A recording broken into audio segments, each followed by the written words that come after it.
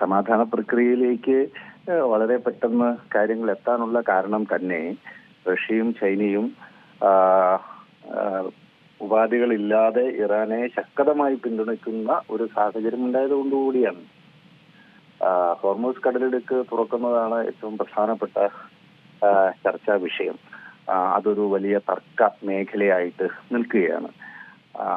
അപ്പോൾ ബഹ്റൈൻ ഈ ഹോർമൂസ് കടലിടുക്ക് തുറക്കുന്നത് സംബന്ധിച്ച് യുണൈറ്റഡ് നേഷൻസിന്റെ സെക്യൂരിറ്റി കൗൺസിലിൽ ഒരു പ്രമേയം കൊണ്ടുവന്നു. ആ പ്രമേയം റഷ്യയും ചൈനയും വീറ്റോ ചെയ്യുകയുണ്ടായി. അപ്പൊ അത് സൂചിപ്പിക്കുന്നത് തന്ത്രപരമായ സഹകരണം മാത്രമല്ല, അന്താരാഷ്ട്ര വേദികളിൽ ഇറാനെ ഡിഫെൻഡ് ചെയ്യാൻ കൂടി ചൈനയും റഷ്യയും തയ്യാറാകും എന്നതിന്റെ വ്യക്തമായ സൂചനയാണ്. എന്ന് പറഞ്ഞു കഴിഞ്ഞാൽ ഇറാനെതിരെ അമേരിക്ക ഇസ്രായേൽ അച്ചുതണ്ട് ആരംഭിച്ച യുദ്ധം യഥാർത്ഥത്തിൽ ഒരു വൻശക്തി രാജ്യങ്ങൾ തമ്മിലുള്ള സംഘർഷമായി വളർന്നിരിക്കുന്നു എന്നതാണ് അത് നൽകുന്ന സൂചന. ഈ ഒരു പശ്ചാത്തലത്തിൽ കൂടിയാണ് സമാധാന പ്രക്രിയയ്ക്ക് വേഗം ഉണ്ടാവുകയും പാകിസ്ഥാന്റെ മധ്യസ്ഥതയിൽ ഈ ചർച്ച ആരംഭിക്കുകയും ചെയ്തത്. ഇവിടെ പ്രധാനപ്പെട്ട വിഷയം യഥാർത്ഥത്തിൽ ഈ ചർച്ചയിൽ അപ്പുറയും ഇരുഭാഗത്തും ഇരിക്കുന്ന കക്ഷികളെ പരസ്പരം ബന്ധിപ്പിക്കുവാനോ ഇരു വിഭാഗത്തെയും നിർണായകമായി സ്വാധീനിക്കുവാനോ കഴിയുന്ന ഒരു ശക്തിയല്ല പാകിസ്ഥാൻ. പാകിസ്ഥാന്റെ ഒരു ഇമേജ് തന്നെ പലപ്പോഴും ഒരു കോമാളി രാഷ്ട്രം എന്നുള്ളതാണ്.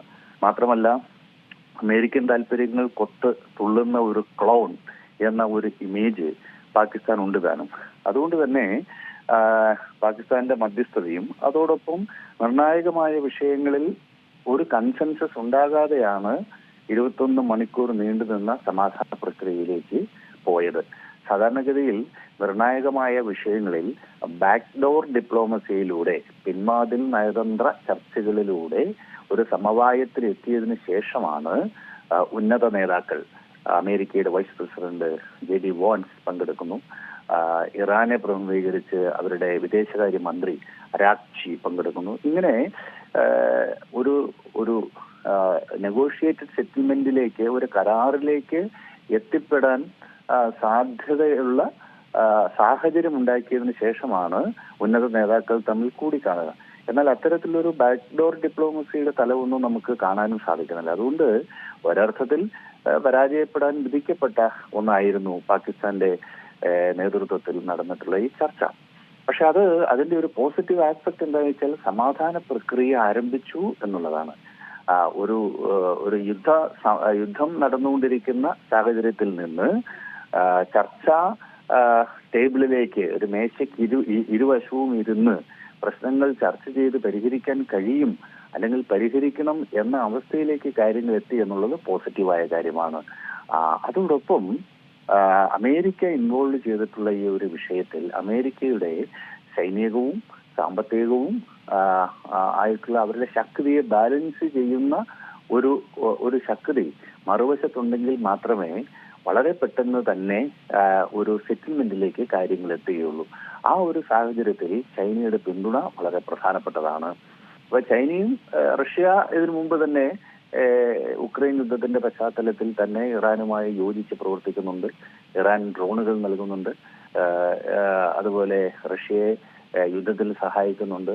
ഇരു രാജ്യങ്ങൾ തമ്മിൽ വളരെ അടുത്ത സഹകരണം നിലനിൽക്കുന്നുണ്ട്. അതേസമയം ചൈനയുമായിട്ടുണ്ടായിരുന്നത് സാമ്പത്തിക സഹകരണത്തിനപ്പുറത്തേക്ക് സൈനികമായ സഹകരണം ഉണ്ടായിരുന്നില്ല. എന്നാൽ ഇപ്പോൾ ചൈന ആയുധങ്ങൾ നൽകി ഇറാനെ സഹായിക്കുന്നു എന്നുള്ള വിവരവും പുറത്തു വരുന്നുണ്ട്. അപ്പോൾ റഷ്യയും ചൈനയും ആയുധങ്ങൾ നൽകിയും തന്ത്രപരമായ പിന്തുണ നൽകിയും ഇന്റൽ, വളരെ പ്രധാനപ്പെട്ട ഇൻഫർമേഷൻ, സ്ട്രാറ്റജിക് ഇൻഫർമേഷൻ കൈമാറിയും ഇറാനെ സഹായിക്കുന്നുണ്ട്. അതോടൊപ്പം അന്താരാഷ്ട്ര വേദികളിൽ ഇറാനെ നയതന്ത്ര തലത്തിൽ ചർച്ചകളിൽ പിന്തുണയ്ക്കുകയും ചെയ്യുന്നു. ഈ ഒരു സാഹചര്യത്തില് യഥാർത്ഥത്തിൽ ചർച്ചകൾ പുതിയ തലത്തിലേക്ക് പോവുകയല്ലാതെ മറ്റു നിവൃത്തിയില്ല. അപ്പോൾ രണ്ടാം ഘട്ട ചർച്ച നടക്കുമ്പോൾ കൂടുതൽ റിലയബിൾ ആയിട്ടുള്ള, വിശ്വസ്തരായിട്ടുള്ള, ഇരുപക്ഷത്തിനും സ്വീകാര്യമായിട്ടുള്ള ഏതെങ്കിലും രാജ്യങ്ങൾ അല്ലെങ്കിൽ കൺസോർഷ്യം ആതിഥ്യമരുളുന്നതായിരിക്കും ഈ ചർച്ചയെ പുരോഗതിയിലേക്ക് നയിക്കുക. ഏതായാലും പുതിയൊരു സാഹചര്യം, പോസിറ്റീവായിട്ടുള്ള ഒരു റെസ്പോൺസ്, പോസിറ്റീവായിട്ടൊരു കാര്യം നമ്മുടെ മുന്നിൽ തുറന്നു വെക്കുന്നുണ്ട്. അത് നയതന്ത്ര ചർച്ചകളിലൂടെ അല്ലാതെ ഇറാൻ പ്രശ്നത്തിന് ഇനി പരിഹാരമില്ല, സൈനിക പരിഹാരം അസാധ്യമാണ് എന്ന നിലയിലേക്ക് കാര്യങ്ങൾ എത്തിയിരിക്കുന്നു. സൈനിക പരിഹാരം സാധ്യമാകണമെങ്കിൽ അവിടെ ഭരണകൂട മാറ്റം ഉണ്ടാകണം, റെഷീം ചേഞ്ച് ഉണ്ടാവണം. ആ റെഷീം ചേഞ്ച് ഉണ്ടാവാനുള്ള സാധ്യത വളരെ വിരളമാണ്. റെഷീം ചേഞ്ച് അവിടെ ഉണ്ടായില്ല എങ്കിൽ സൈനിക നടപടിയിലൂടെ ഇറാനിൽ ഭരണമാറ്റം എന്നത് ഏറെക്കുറെ അസാധ്യമായ കാര്യമാണ്. സൈനിക നടപടിയിലൂടെ ഭരണമാറ്റമുണ്ടാക്കി അമേരിക്ക ഇസ്രായേൽ താല്പര്യങ്ങൾ സംരക്ഷിക്കുന്ന ഒരു ഭരണകൂടത്തെ അവിടെ പ്രതിഷ്ഠിച്ച് ആ ഭരണകൂടത്തെ കൊണ്ട് അമേരിക്ക ഇസ്രായേലിന്റെ താല്പര്യങ്ങൾ നേടിയെടുക്കുക എന്നുള്ളതായിരുന്നു ഈ സൈനിക നടപടിയുടെ ആത്യന്തികമായ ലക്ഷ്യം. അവരുടെ സമ്പുഷ്ടീകരിച്ച് യുറേനിയം കൈമാറുക, ആണവ പദ്ധതി അവസാനിപ്പിക്കുക, മിസൈൽ പദ്ധതി അവസാനിപ്പിക്കുക എന്നിത്യാദി വളരെ പ്രധാനപ്പെട്ട ഇറാന്റെ ദേശ താല്പര്യങ്ങളെ, വൈറ്റൽ നാഷണൽ ഇൻട്രസ്റ്റിനെ ബാധിക്കുന്ന ആവശ്യങ്ങളാണ് യഥാർത്ഥത്തിൽ ഇസ്രായേൽ അമേരിക്ക അച്ചുതണ്ട് മുന്നോട്ട് വെച്ചത്. അത് സാധിക്കണമെങ്കിൽ അവിടെ റെഷീം ചേഞ്ച് അല്ലാതെ മറ്റൊരു മാർഗവുമില്ല.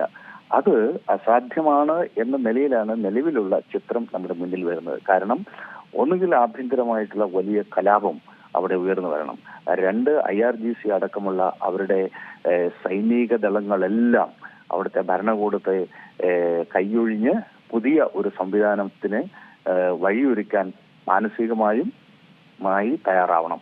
ഈ രണ്ട് കാര്യങ്ങളും സംഭവിക്കാത്ത കാലത്തോളം അവർക്ക് ഭരണകൂട മാറ്റം അസാധ്യമാണ്.